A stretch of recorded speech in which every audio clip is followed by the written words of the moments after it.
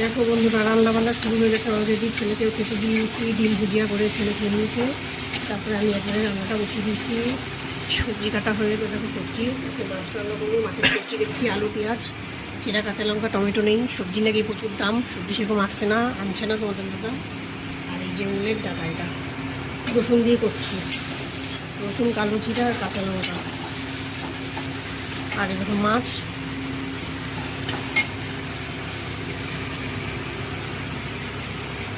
এটা তো হওয়ার মধ্যে চিনিটা সামান্য একটু চিনি দিয়ে নামিয়ে ফেলবো। নাড়াচাড়া করে মাছের লবণটা মাখিয়ে দিই, লবণ হলুদ।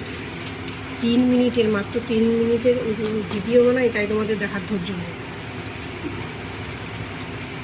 যারা 10-12 মিনিট আধা ঘন্টার ভিডিও বানায় তাদের ভিডিও কী করে মানুষ দেখে বুঝে পায় না।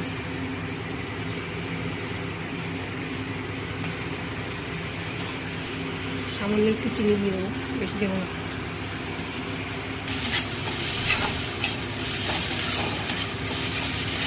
বানাচ্ছে রিলস বানিয়ে পয়সা ইনকাম করছে, ভিডিও ভাইরাল করছে।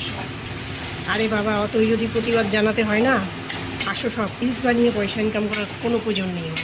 প্রতিবাদ দেখাতে হয় না, চলে এসো আজিকার হসপিটালে। ঘরে বসে রিলস বানিয়ে নাটক করে ভিডিও ভাইরাল করার জন্য পয়সা, ওরকম পয়সা সহ্য হয়?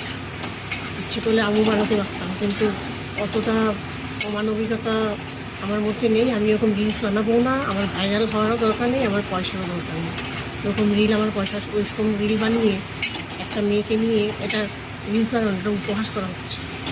অত দরদ দেখাতে হয়? চলে আসো কলকাতাতে, চলে আসো আজিকার হসপিটালে। ঘরে বসে রিলস বানাতে সবাই পারে। রিলস বানাচ্ছ কেন? মেয়েটার প্রতি সহানুভূতি দেখা গেল? মোটেও না। তোমাদের নিজেদের পয়সা ইনকাম করার জন্য, ভিডিও ভাইরাল করার জন্য তোমার রিলস বানাচ্ছ। দেখো বন্ধুরা, রান্নাবান্না প্রায় কমপ্লিট হয়ে গেল ম্যাম। এই দেখো, আলু জিরে কাঁচা লঙ্কা আর রসুন দিয়ে করেছি উলের ডাটা।